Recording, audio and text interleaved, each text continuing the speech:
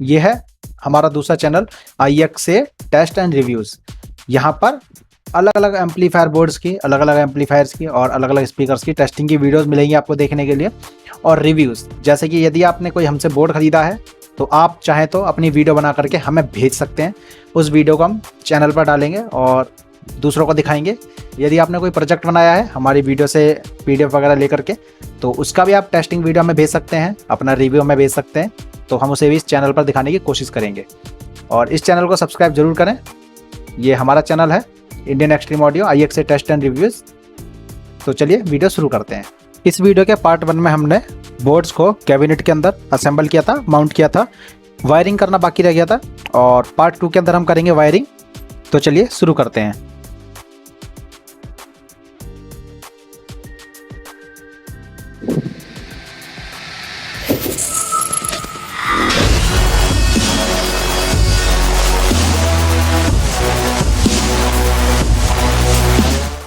ETS decoder की wiring बहुत ही simple है।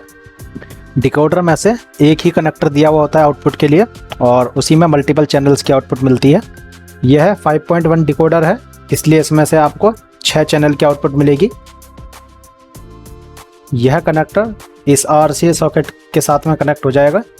आप चाहें तो RCA सॉकेट से इनपुट ले सकते हैं, RCA सॉकेट को एम्पलीफायर बोर्ड्स के साथ में कनेक्ट कर सकते हैं।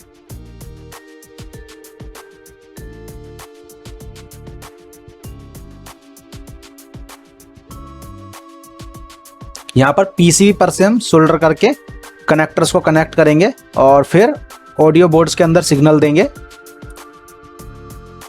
ये है 5 कनेक्टर 5 चैनल एम्पलीफायर बोर्ड को सिग्नल देने के लिए। ये यहाँ पर इस तरीके से लग जाएंगे।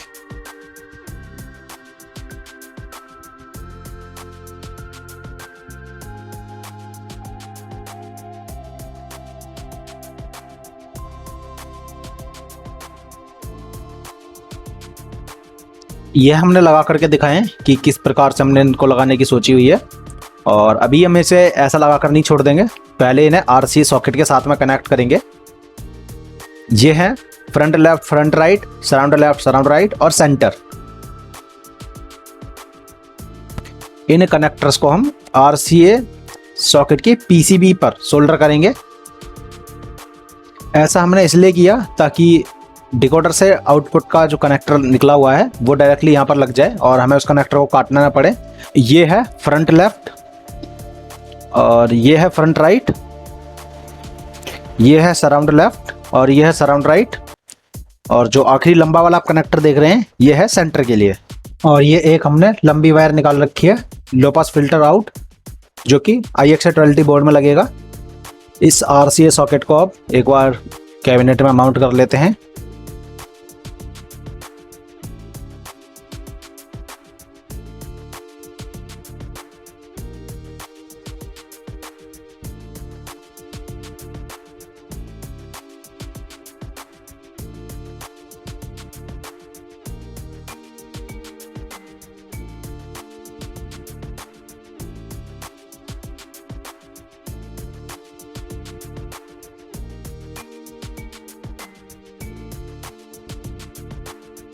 इन 5 कनेक्टर्स को 5 चैनल एम्पलीफायर बोर्ड में लगा लेते हैं। ये कनेक्टर है सेंटर चैनल का, ये कनेक्टर है सराउंड राइट का,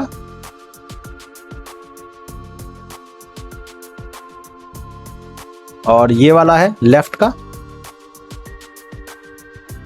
और ये कनेक्टर है फ्रंट राइट का,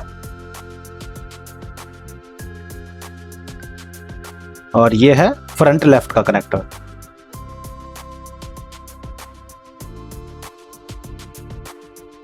ये है LPF आउट, और इसे बोर्ड्स के नीचे से यहाँ से निकाल लेते हैं, इसका कनेक्शन बाद में करेंगे। ये सभी कनेक्टर्स हमने स्पीकर प्रोटेक्शन बोर्ड के नीचे कर दिए हैं। ये हैं 5 कनेक्टर, दोनों तरफ से बैटरी कनेक्टर लगे हुए हैं फीमेल इसके अंदर, और जैसा कि हम हमेशा लगाते हैं।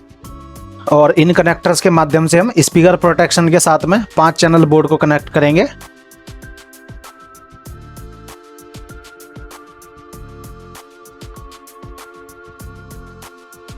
पांच चैनल एम्पलीफायर की वायरिंग करते वक्त यह हमेशा ध्यान रखें कि कौन सा चैनल क्या है। जैसे कि किस चैनल पर आपको सेंटर की आउटपुट मिलेगी, किस चैनल पर आपको फ्रंट राइट फ्रंट लेफ्ट की आउटपुट मिलेगी और किस चैनल पर सराउंड लेफ्ट और सराउंड राइट की आउटपुट मिलेगी।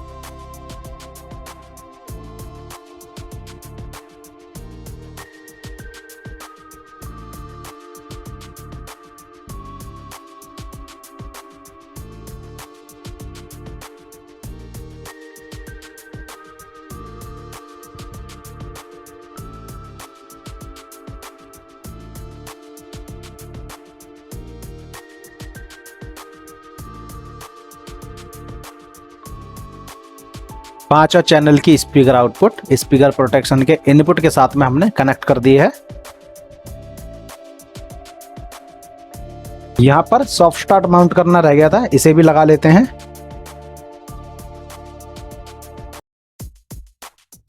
बोर्ड्स को ठंडा रखने के लिए फैंस को लगा लेते हैं।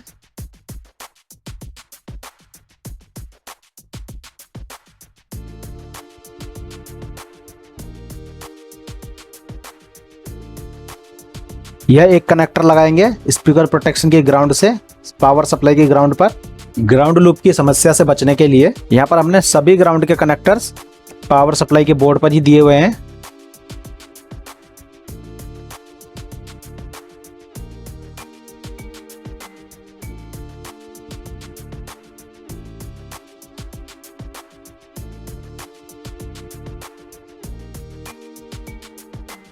तीनों फैंस को एक ही कनेक्टर के साथ में कनेक्ट कर लेंगे।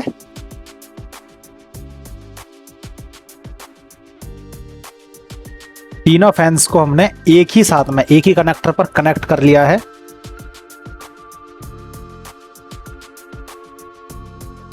और इस कनेक्टर को हम 12 वोल्ट की रेगुलेटेड सप्लाई के आउटपुट पर लगाएंगे।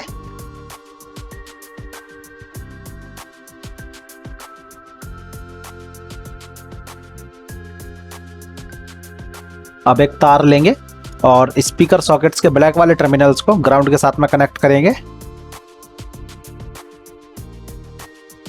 स्पीकर सॉकेट्स के ब्लैक वाले टर्मिनल्स को एक साथ में सोल्डर कर लेंगे, शॉर्ट कर देंगे आपस में, क्योंकि ग्राउंड कॉमन रहती है स्पीकर्स के लिए। कुछ इस तरह से करेंगे। और यहाँ पर हमने एक ब्लैक टर्मिनल छोड़ दिया है, वो बताएंगे क्यों छोड़ा है। स्पीकर सॉकेट्स को स्पीकर प्रोटेक्शन के आउटपुट के साथ में कनेक्ट करेंगे। पांचों चैनल को स्पीकर सॉकेट के साथ कनेक्ट करते वक्त यह ध्यान रखेंगे जिस जगह पर सेंटर का सॉकेट है वहां पर सेंटर वाला ही चैनल कनेक्ट होना चाहिए। जहां पर फ्रंट राइट फ्रंट लेफ्ट का सॉकेट लगा हुआ है वहां पर फ्रंट राइट और फ्रंट लेफ्ट का ही जो है चैनल कनेक्ट होना चाहिए। ये बात हमें ध्यान रखनी है। अभी हमने सेंटर आउटपुट को कनेक्ट किया है।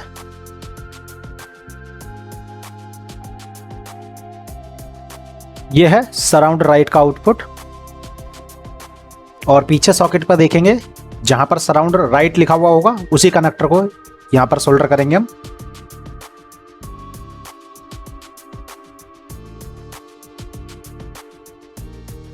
अब लगाएंगे सराउंड लेफ्ट का कनेक्टर। यह वाला सॉकेट सराउंड लेफ्ट का सॉकेट है, तो यहां पर सराउंड लेफ्ट को सोल्डर कर देते हैं।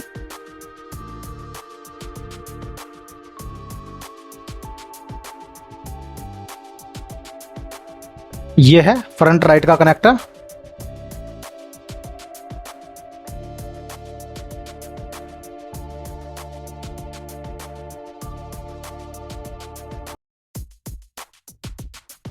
यह वाला सॉकेट फ्रंट राइट का सॉकेट है, तो इसको सोल्डर कर देते हैं।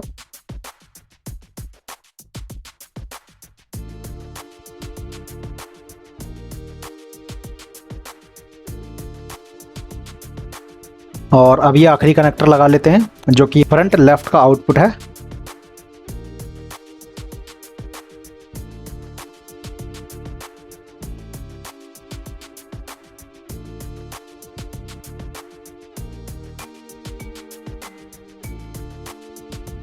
यहाँ पर 5 चैनल की इनपुट और आउटपुट की वायरिंग पूरी हो चुकी है।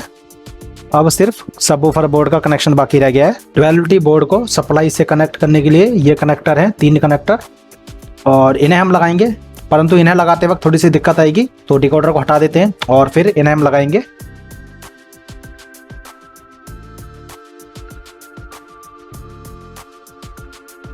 यहाँ पर सप्लाई में प्लस माइनस और ग्राउंड की तारें लगती हैं, ग्राउंड के लिए हमने यहाँ पर ब्लैक कलर चुना है, माइनस के लिए येलो कलर है, और रेड कलर जो है वो प्लस सप्लाई के लिए है, पॉजिटिव सप्लाई के लिए है।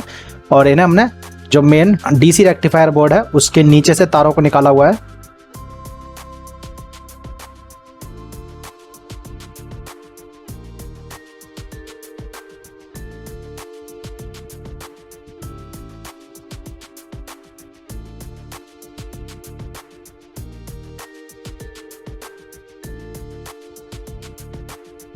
अब इन कनेक्टर्स को हम कनेक्ट करेंगे सप्लाई बोर्ड के आउटपुट के साथ, प्लस के साथ प्लस को, माइनस के साथ माइनस को, और ग्राउंड के साथ ग्राउंड को। सप्लाई बोर्ड का कौन सा कनेक्टर प्लस का है, कौन सा कनेक्टर माइनस का है, यह सब जानकारी आपको सप्लाई बोर्ड की वीडियो में देखने को मिल गई है। यदि आपने वह वीडियो नहीं देखी है तो उसका लिंक हमने डिस्क्रिप्शन में डाल दिया है, आप वहां पर जाकर के देख सकते हैं।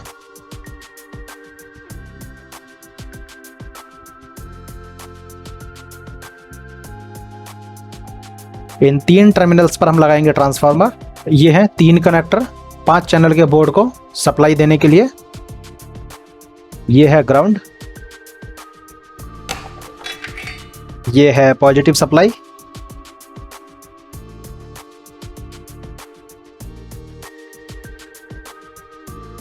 और ये है नेगेटिव सप्लाई।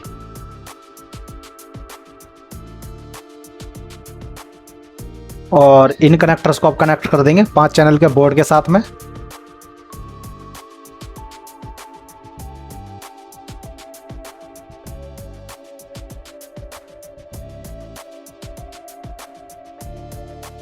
दो कनेक्टर लगा करके सबवूफर बोर्ड के आउटपुट को सबवूफर आउट का जो सॉकेट है उसके साथ कनेक्ट कर लेते हैं। IXA12T बोर्ड के कनेक्शंस IXA12T की रिव्यू वीडियो में बता दिए गए थे, और वहां पर भी इसकी PDF आपको मिल जाएगी। इन दोनों वायर्स को यहां पर सोल्डर कर देंगे। डिकोडर बोर्ड का ये जो कनेक्टर है इसे RCA सॉकेट के साथ में कनेक्ट कर देते हैं।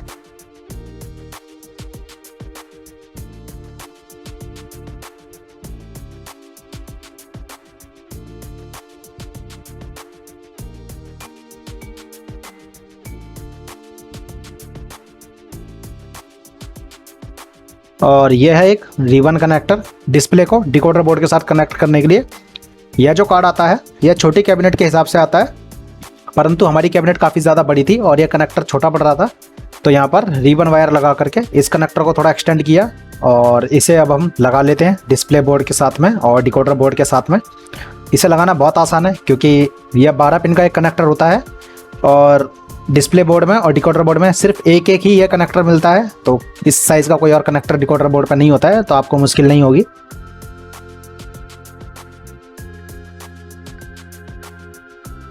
अभी माउंट करेंगे अपना टॉरॉयडल ट्रांसफार्मर।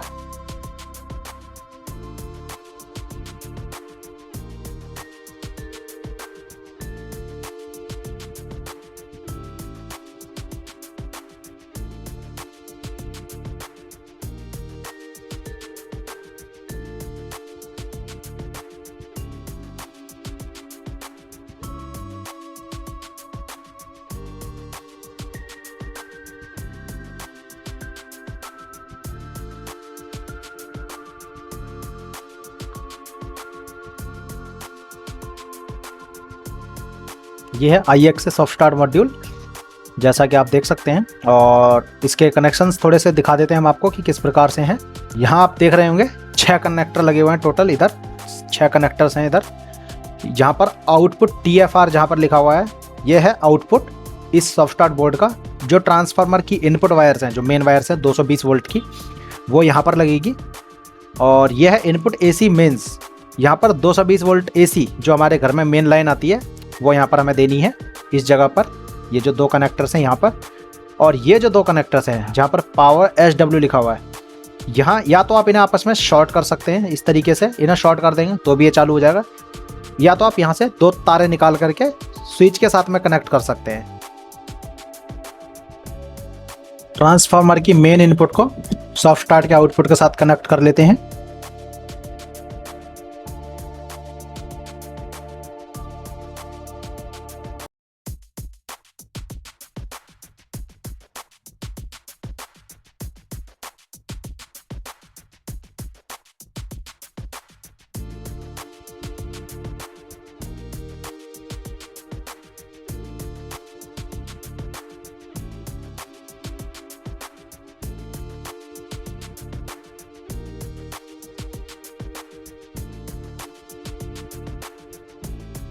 ये है 55055 AC वोल्ट ट्रांसफार्मर के आउटपुट। इससे हम चलाएंगे अपना सबवूफर बोर्ड जो कि है IX12T।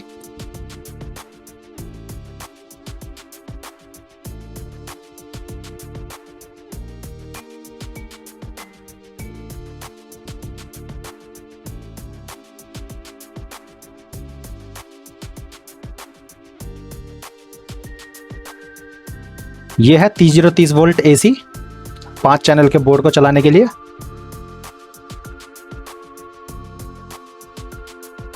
कौन सा टर्मिनल ग्राउंड का है और कौन सा टर्मिनल यहाँ पर AC वोल्ट्स के लिए है, PCB पर साफ साफ लिखा हुआ है।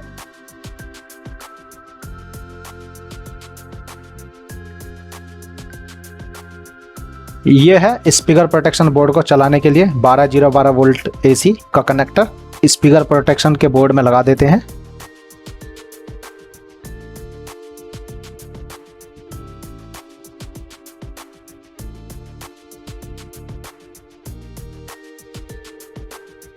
यह है एक 12 वोल्ट AC सेपरेट सप्लाई है ये डिकोडर के लिए, डिकोडर बोर्ड को चलाने के लिए। और इसे लगाएंगे 12 वोल्ट रेगुलेटेड सप्लाई जो लगी हुई है छोटी सी उसके इनपुट के अंदर।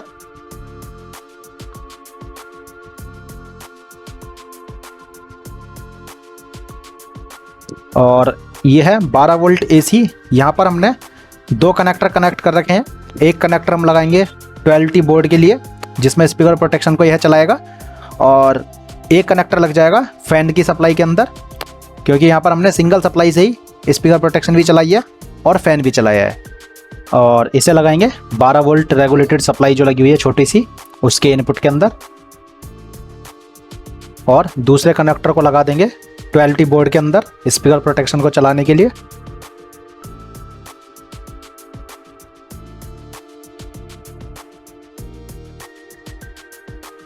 और एक ये कनेक्टर है रोटरी एनकोडर स्विच को डिकोडर बोर्ड के साथ कनेक्ट करने के लिए, इसे भी लगा लेते हैं। अलग अलग डिकोडर बोर्ड्स के अंदर यह अलग अलग जगह पर कनेक्ट होता है। जिस एनकोडर को हम यूज कर रहे हैं उसके अंदर यह डिस्प्ले पैनल के अंदर लगा हुआ है। अब करेंगे पावर केबल को कनेक्ट। मेन पावर केबल में से एक वायर को लगा देंगे फ्यूज के साथ में। यहाँ पर सिंगल फ्यूज दिया हुआ है।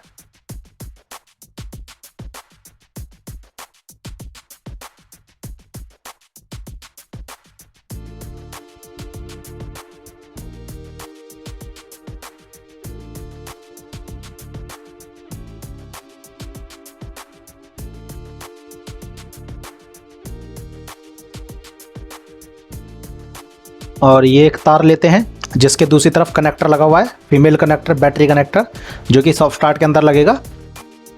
और इसे फ्यूज के सॉकेट पर सोल्डर करके स्लीव चढ़ा देंगे।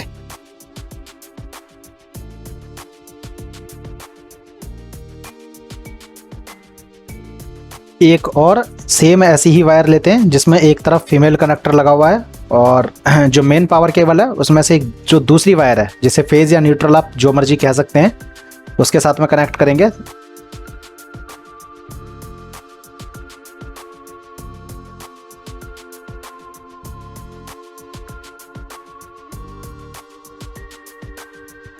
यहाँ पर हमने 3 पिन पावर केबल का यूज किया है। और ये जो तीसरी वायर है अर्थिंग की है, और इसे एक वॉशर पे शोल्डर करेंगे। और इस वॉशर को हीट सिंक पर हमने कस दिया है ताकि कैबिनेट को ग्राउंड किया जा सके और कोई भी किसी भी प्रकार की फालतू की हमिंग ना बने। यह जरूरी नहीं है कि आप इसे हीट सिंक के साथ में ही कसें। इसे आप कैबिनेट में कहीं पर भी माउंट कर सकते हैं, कहीं पर भी इसे लगा सकते हैं। यह वो तारें हैं जो हमने अभी मेन पावर केबल में से एक्सटेंड की हैं और जिनमें कनेक्टर भी लगा हुआ है। इन्हें हम लगा लेंगे सॉफ्ट स्टार्ट बोर्ड के साथ में, जहाँ पर AC मेंस लिखा हुआ है।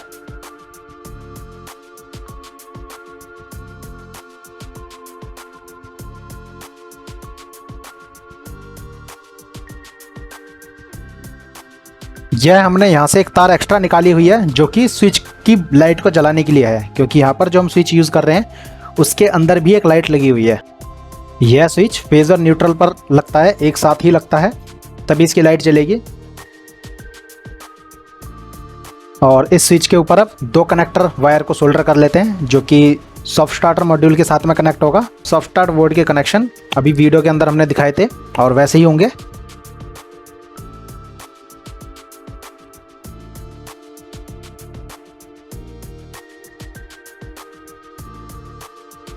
और जो हमने एक दूसरी तार निकाली हुई थी और उसको भी यहाँ पर स्विच के साथ में सोल्डर कर देंगे।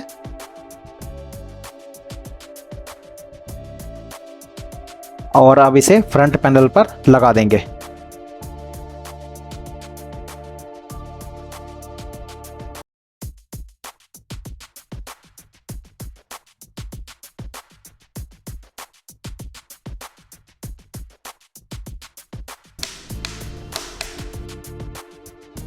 स्विच की वायर को सॉफ्ट स्टार्टर के बोर्ड के साथ में कनेक्ट कर लेते हैं, जहां पर पावर स्विच लिखा हुआ है PWR SW। Soft starter board के अंदर यह टर्मिनल इसीलिए दिए गए हैं, इसी प्रकार की वायरिंग के लिए दिए गए हैं।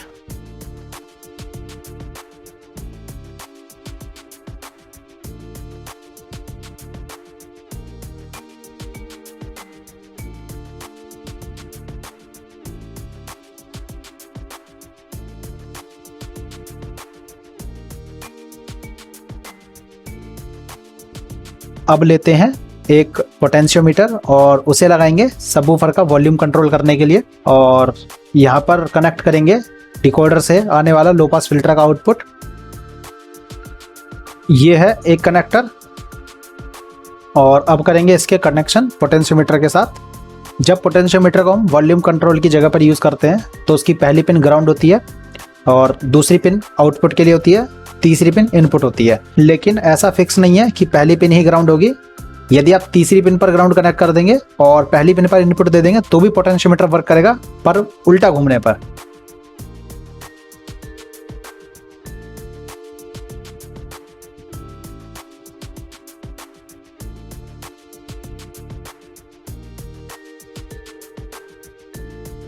पोटेंशियोमीटर के कनेक्शन हो चुके हैं और इसे अब हम फिट कर देते हैं।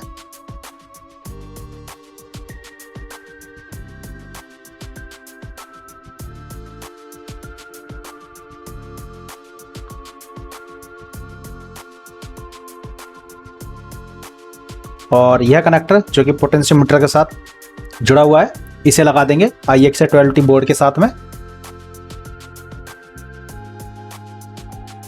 और ये थी डिस्प्ले को डिकोडर से कनेक्ट करने वाली रिबन वायर। इसे हमने लगाया नहीं था, अब थोड़ा सा वायर को मैनेज करते हुए पीछे डिकोडर के साथ में कनेक्ट कर देते हैं।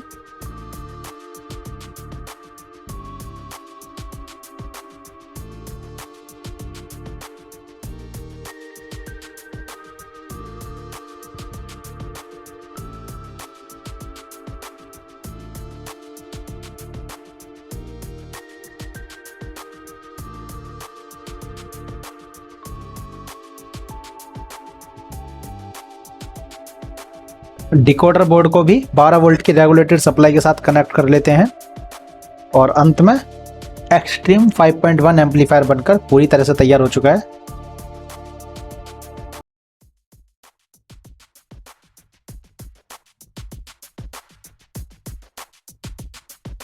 अब एक बार केबल टाइयां लगा करके सभी तारों को आपस में बांध देते हैं ताकि इधर उधर ना फैले।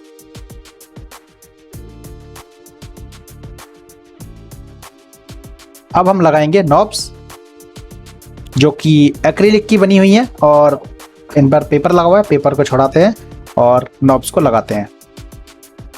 दिखने में काफ़ी शानदार है एक्रिलिक, बिल्कुल ऐसा लग रहा है जैसे कांच की बनी हुई है।